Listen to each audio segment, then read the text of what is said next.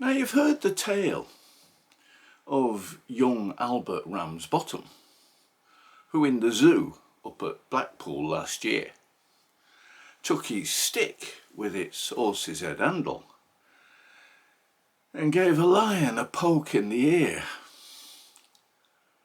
The name of the lion was Wallace. The poke in the ear made him mad. Before you could say Bob's your uncle, he'd up and swallowed the lad. He was sorry the moment he'd done it. With children, he'd always been chums. But old Wallace had no teeth in his noodle, and he couldn't chew Albert on gums. He could feel the lad moving inside him as he lay on his bed of dried ferns. And you'd think it was the little lad's birthday, he wished him such happy returns.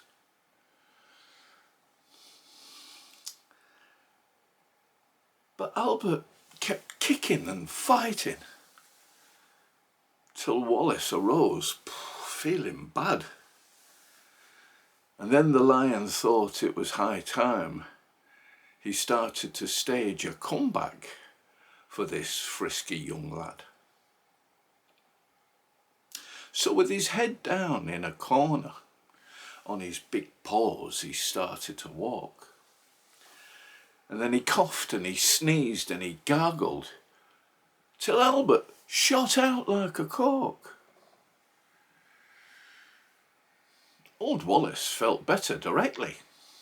He stood up with his frame once again lean, and the only difference with Albert was his hands and his face were now clean. Meanwhile, Mr. and Mrs. Ramsbottom had gone home to tea, feeling blue. Mother says, I feel a bit down in the mouth like, and father says, I bet Albert does too. Mother said, you know, it just goes to show you the future is never revealed.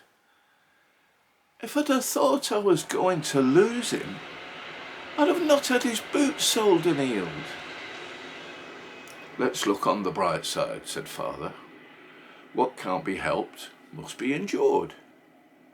And every cloud has a silvery lining. We did have young Albert insured. Just then, there's a knock on the door they both hear. As father these wise words did speak, 'twas the young man from the Prudential. It called for his twopence a week. When father heard who'd been knocking, he laughed and he kept laughing so. The young man said, hey, what's to laugh at? And father said, you'll laugh and all when you know. Mother said, excuse him for laughing, but really things happen so strange.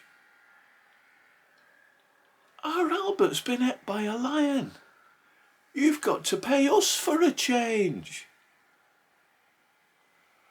The young man from the Prudential said, come, let's understand this. You don't mean to say that you've lost him? And mother said, oh no, we know where he is.